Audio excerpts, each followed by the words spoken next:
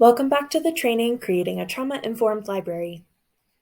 We're still in Module 2, Trauma Manifestation. This is Lesson 5, Other Trauma Manifestation. The mental health fallout many people experience after a traumatic event can lead to problems maintaining housing. The majority of people experiencing housing insecurity have at least one mental health disorder, and a disproportionate number of veterans and LGBTQ+ youth experience homelessness.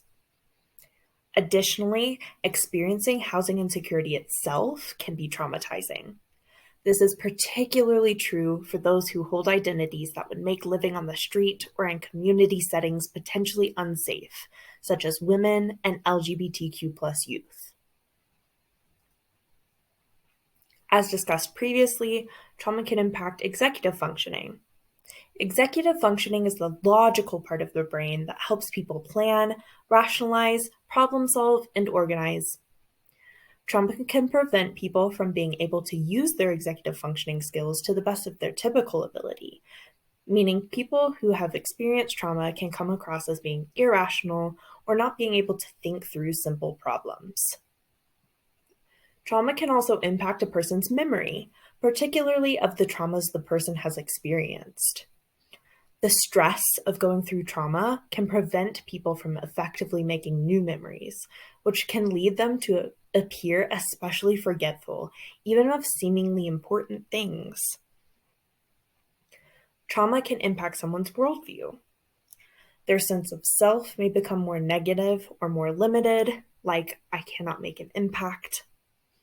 Their sense of the world may become more negative, like, the world is a terrible place. Their sense of the future may become more negative or more limited, like, I won't make it to old age. Alternately, they may no longer be able to imagine or plan for a future for themselves. Trauma can also lead to people experiencing what is called somatic complaints, which is the physical manifestation of trauma. The most common somatic symptoms are fatigue, headaches, and stomach aches.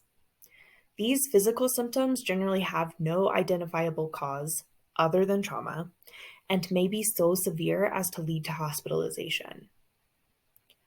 Trauma can impact just about every aspect of someone's functioning, from physical health to mental health. The way trauma shows up is often influenced by the culture someone comes from. It is acceptable to discuss trauma in some cultures, while others see the topic as taboo, particularly when it comes to certain types of trauma, like sexual assault. In some cultures, trauma is discussed in terms of physical ailment, while other cultures primarily focus on the mental impacts of trauma. Patrons and staff of the library are often from diverse cultures, so it is important to understand that what is acceptable to discuss in terms of trauma may change depending on the person. However, the impacts of trauma will largely stay the same. As always, here are the resources and additional learning for any topic that you may want to learn more about. I will see you in the next lesson.